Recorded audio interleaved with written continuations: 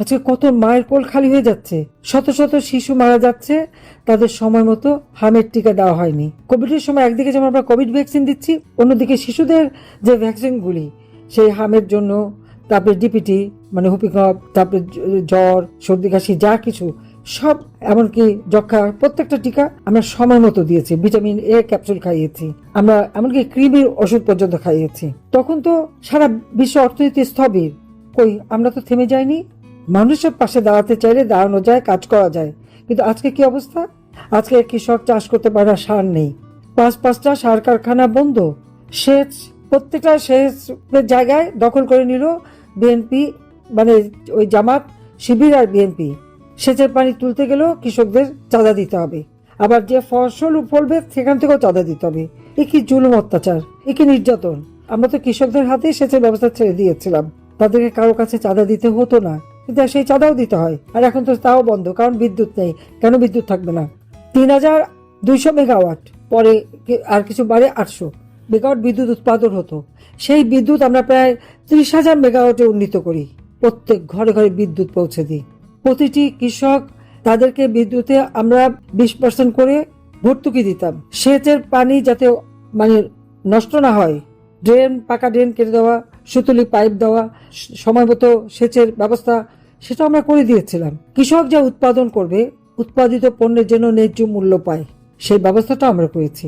যে কোনো একটা কিছু, সেটা যেমন আলু উৎপাদন বেশি হলে চাহিদা কমে গেলে দাম কমে যাবে, আমরা সাথে সাথে সেই আলু সরকারের পক্ষ থেকে নিয়ে আমরা যখন ওএমএস দিয়েছি, সেখানে আমরা আলু দিয়েছি। আমরা যে সাধারণ মানুষকে বিনামূল্যে যাদেরকে আমরা চাল দিই, তাদের সেই সাথে আলু কিনে দিয়েছি, যাতে কৃষক তার উৎপাদিত পণ্যের ন্যায্য মূল্য পায়। আজকে আমরা কি দেখি, আলু চাষ করলে, আলু উৎপাদন করে হাটে যে বিক্রি করতে পারে না, এক মণ আলু যদি 10 টাকা 20 টাকা দাম হয়, কৃষকের তো দাম মানে কি, তার কোনো উৎপাদনের যে খরচ তাও তো ওঠে না। দেখবে কে? দেখার কেউ নেই। সরকার কি আছে? সরকার নাই। হ্যাঁ আছে। আওয়ামী লীগ বাংলাদেশকে অর্থনৈতিকভাবে সমৃদ্ধশালী করলো, আওয়ামী লীগ দেশকে উন্নত করলো, উন্নয়নশীল দেশের মর্যাদা উন্নীত করে দিল। এবারেও 2009 সালে যখন সরকার গঠন করি, 26 লক্ষ মেট্রিক টন খাদ্য ঘাটতি। অথচ 2001 সালে আমি যখন সেই কেয়ারটেকার গভর্নমেন্টের হাতে ক্ষমতা হস্তান্তর করি, তখন তো আমি 26 লক্ষ মেট্রিক টন খাদ্য মজুদ রেখে এসেছিলাম। তাহলে 8 বছর পরে যখন আবার সরকার গঠন করি, তখন দেখি ওই পরিমাণ খাদ্যের ঘাটতি রয়েছে। এই ঘাটতিতে কেন হলো? কারা করলো? আজকে আমরা দেখি কৃষকের মধ্যে হাহাকার, সার নাই, সেচ নাই, বিদ্যুৎ নাই, সেচে মেশিন চালাবার তেল নাই, পানি নাই, গ্যাস নাই। সাধারণ মানুষ হাহাকার করে যাচ্ছে। শুধু কৃষক না, আজকে শ্রমিকরা শ্রমের মূল্য পায় না, তেল গ্যাস নেই, তারা যে কাজ করে খাবে, সেই স্কুটার বলেন বা সেই 3 হুইলার বলেন অথবা বাস, সবকিছু, এমনকি সাধারণ মানুষ তার গাড়িটাই চালানো আজকে কষ্টকর। কেন? তেল নাই।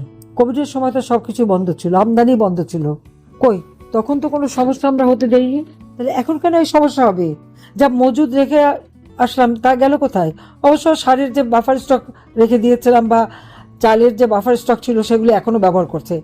আমাদের রাখা জিনিসগুলি খেয়ে ওই সুদখোর বাটপার ইনুস, সে মহা আনন্দেই চলে গেছে। আর এখন আসছে আর একজন, যে একেবারে গ্রেনেড হামলাকারী, অস্ত্র চোরা কারবারি, দুর্নীতিবাজ। আমার কথা না, আমেরিকার FBI সাক্ষী দিয়ে গেছে। সে হচ্ছে প্রধানমন্ত্রী। কি আশা করেন তার কাছ থেকে? কি দিতে পারি? দেশটাকে জানতে হয়, দেশের মানুষকে ভালোবাসতে হয়, তবেই না কাজ করতে পারে। তো তাদের মধ্যে তো সেই দায়িত্ববোধ নেই। এসেছে তো পয়সা বানাতে। শেয়ার মার্কেটের হাজার হাজার কোটি টাকা চলে গেল, ইনুসও খেয়ে গেছে, তারেক বাহিনীও খেয়ে যাচ্ছে। চমৎকার, দুজনে ভালোই মিলে গেছে। আমি একটা কথাই বলবো, যে এখন যে কৃষক যে দুরবস্থা, এ তো চলতে পারে না।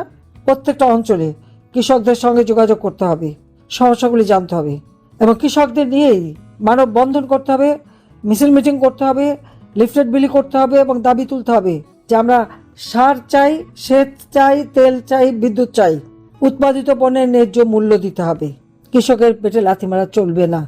এই দাবি নিয়ে আজকে নামতে হবে। কেন কৃষক লীগের প্রেসিডেন্ট আজকে বন্দী থাকবে? তার অপরাধটা কি?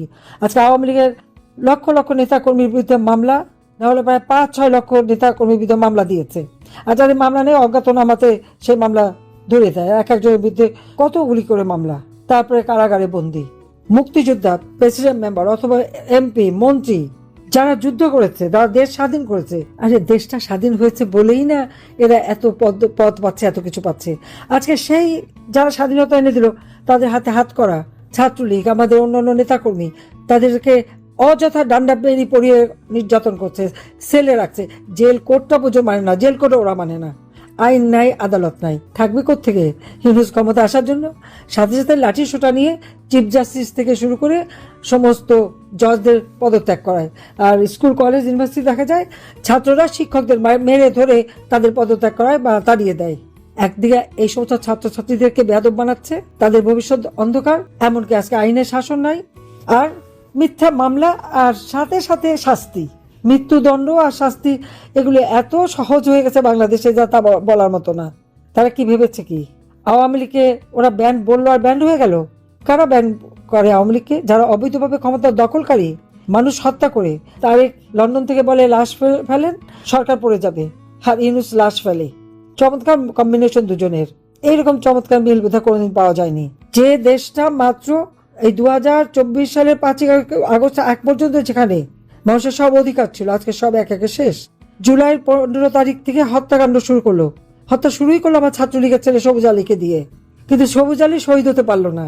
আর আবু সাইদ, যার বুকে গুলি লাগে নাই, তার বুকে গুলি লেগে নাকি সে মরে গেল। এখন পোস্টমর্টমে বেরোলো, তার বাবা সাক্ষী দিল ওর মাথার পিছনে আঘাত লেগেছে, বুকে কোনো গুলির চিহ্ন নাই। কিন্তু তারপরও সারা বিশ্ব জুড়ে রটালো কি আবু সাইদ বুকে গুলি খেয়ে তাকে পুলিশ নাকি মেরে ফেলেছে, আমি নাকি হত্যা করেছি। তো গুলিটা কোথায় লাগলো তা তো কোনো প্রমাণ নাই। মিথ্যা 1400 মানুষ নাকি আমি হত্যা করেছি, আজ পর্যন্ত কিন্তু তালিকা দিতে পারেনি। আর জাতিসংঘ ওই ইউনূস সেন্টার থেকে যা তৈরি করে দেয় তাই লিখে দিয়ে এই মিথ্যা অপবাদ সারা বিশ্বব্যাপী দিল, কিন্তু আজকে প্রমাণ কি করতে পেরেছে? পারেনি। আমি কেন মানুষ হত্যা করতে যাব? আমি যখনই শুনলাম লাশ ফেলবে, আমার তখনই যে এই লাশ তো, এটা তো পুলিশের গুলিও না, কিছু না, এখন বেরোচ্ছে স্নাইপার রাইফেল দিয়ে একের পর এক যে হত্যাকাণ্ড করে সমস্ত দোষ আওয়ামী লীগের উপর। হত্যা করলো ইউনূস তারেকরা মিলে, জামাত ইউনূস তারেক, এরাই তো মিলে হত্যা করলো। আর সব মামলা আওয়ামী লীগের বিরুদ্ধে, এদেরকে যারা এই হত্যাকাণ্ড অগ্নিসন্ত্রাসের সাথে জড়িত তাদের দেওয়া হলো দায় মুক্তি। আইন নাই, আইনের শাসন নাই, বিচার নাই, লেখাপড়ার সুযোগ নাই, বিদ্যুৎ নাই, পানি নাই, গ্যাস নাই, সার নাই, মানুষের কাজ নাই, শিল্প কলকারখানা বন্ধ। আর আওয়ামী লীগের শত শত হাজার হাজার নেতাকর্মীকে কারাগারে বন্দী করে রেখেছে। প্রায় 10,000-এর উপর আমাদের নেতাকর্মী, তাদেরকে হত্যা করেছে, গুম করেছে, পুড়িয়ে মেরেছে, লাশ ভাসিয়ে দিয়েছে। এক একটা বাড়িতে আগুন দিয়েছে, 5-6 জন করে মারা গেছে, এমনকি 32 নম্বরে আগুন দিয়েছে, সেখানেও লাশ রাস্তায় পড়ে, সেগুলি শনাক্ত হয়নি, তাদের নাম ঠিকানাও এখনো পাওয়া যায়নি। হাজার হাজার পুরুষ মেয়ে পা বেঁধে ঝুলানো, আওয়ামী লীগ মেয়ে, যুবলীগ, ছাত্রলীগ মেয়ে পা বেঁধে ঝুলানো, তাদের উপর নির্যাতন। শুধু ঢাকা শহর না, বাংলাদেশের বিভিন্ন অঞ্চলে এত অবিচার, এত অন্যায়, এত অত্যাচার, এত নির্যাতন। যারা এটা করছে তাদের আমি জনগণকে আহ্বান করব যে বিচার আপনাদের কাছে দিতে চাই। আমরা কোনো অন্যায় করিনি, আমি কোনো মানুষ খুন করে ক্ষমতা আসিনি, আমি জনগণের শক্তিতেই ক্ষমতা এসেছি।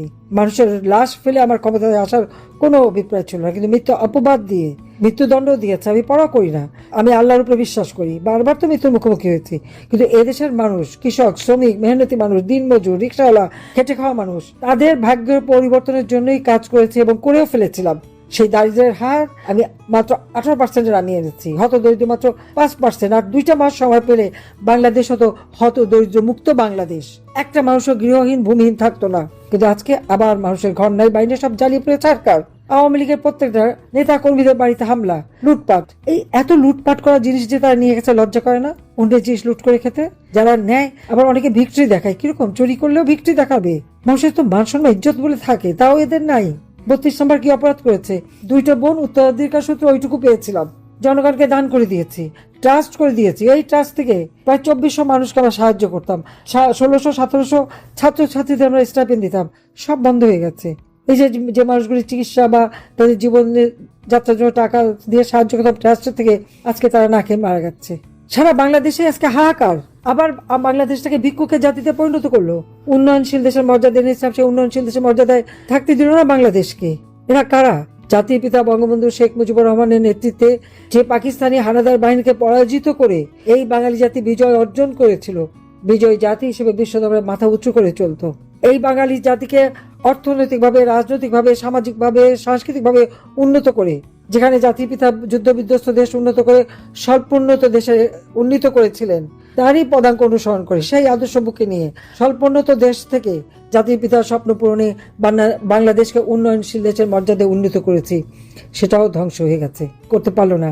এই ২৬ থেকে আমাদের যাত্রা শুরু হওয়ার কথা ছিল। আমরা যখন উৎসব করব উন্নয়নশীল দেশ হিসেবে, আজকে তখন সকলের চোখের পানিতে বাংলাদেশ ভাসছে। আজকে সকলকে ঐক্যবদ্ধ হতে হবে। আপনার প্রত্যেকটা কৃষক লীগের নেতাকর্মী আপনার যা যা এলাকায় কৃষকের পাশে দাঁড়ান, তাদের নিয়ে আন্দোলন শুরু করেন। আপনারাই তাই সময় দেন, আন্দোলন করেন যে কৃষকের যা যা প্রয়োজন সব তাদের দিতে হবে।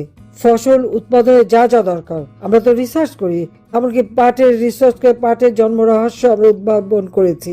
তরি তরকারি, ফল মূল সবকিছু আমরা শুধুমাত্র গবেষণার মাধ্যমে উৎপাদন দ্বিগুণ তিনগুণ আমরা বৃদ্ধি করতে পেরেছি। আজকে কেন আবার সব বন্ধ হয়ে যাবে? কেন বাংলাদেশকে আবার অন্যের কাছে হাত পেতে চলতে হবে? এটা চলতে দেওয়া যায় না, এটা আমরা দেব না। কাজে সকলকে ঐক্যবদ্ধ হয়ে আমাদের কৃষক শ্রমিকের পাশে দাঁড়ান, খেটে খাওয়া মানুষের পাশে দাঁড়ান, নিম্নবিত্ত মধ্যবিত্ত মানুষের পাশে দাঁড়ান। ৫ কোটি নিম্নবিত্ত মানুষকে মধ্যবিত্ত উন্নীত করেছে, আজকে ৬ কোটি মানুষকে আবার দরিদ্র সীমার নিচে নিয়ে গেছে ইউনূস। মানে এরকম একটা ভণ্ড বাটপার আজকে দেশটাকে তছনছ করেছে। আর ওইতে চোরেশা গিয়ে মানে আর একজন খুনি এসে বসেছে, লুটপাট আবার শুরু করেছে, দেশের দিকে খবর নাই। তার এক প্ল্যান আছে, সেই প্ল্যান কি? জনগণ পেট্রোল পাবে না। তারেকের প্ল্যান পেট্রোল পাবে না, তারেকের প্ল্যান বিদ্যুৎ পাবে না, তারেকের প্ল্যান খাদ্য পাবে না, তারেকের প্ল্যান কৃষক সেচ পাবে না। এই তো প্ল্যান দেখাচ্ছে সে। লেখাপড়া করা যাবে না, সব ধ্বংস। দেশটাকে ধ্বংসের হাত থেকে দেশকে বাঁচাতে হবে। কাজে সবাই ঐক্যবদ্ধ হন। জাতির পিতা স্বাধীনতা দিয়ে গেছেন, আমরা উন্নয়নশীল দেশের মর্যাদা উন্নীত করেছিলাম। ইনশাল্লাহ এই বাংলাদেশের জনগণ সকল কাজকে রুখে দাঁড়াতে হবে। ঘন্টার পর ঘন্টা বসে থাকলে তো তেল পাওয়া যাবে না। কাজে এখানে সকলকে রুখে দাঁড়াতে হবে, প্রতিবাদ করতে হবে, প্রতিরোধ গড়ে তুলতে হবে। এই সমস্ত জঞ্জাল সরকারগুলিকে বিদায় দিয়ে দিতে হবে। একমাত্র আওয়ামী লীগ পারে এদেশের মানুষের সব সমস্যার সমাধান করে আবার মানুষের জীবনে শান্তি, নিরাপত্তা, উন্নতি নিশ্চিত করতে, এবং সেটাই আমরা করব ইনশাল্লাহ। কৃষক লীগকে অনেক ধন্যবাদ। এই সংগঠনকে আরো শক্তিশালী করে গড়ে তুলুন, কৃষকের পাশে দাঁড়ান। সবাইকে ধন্যবাদ। জয় বাংলা, জয় বঙ্গবন্ধু। বাংলাদেশ চিরজীবী হোক। খোদা হাফিজ।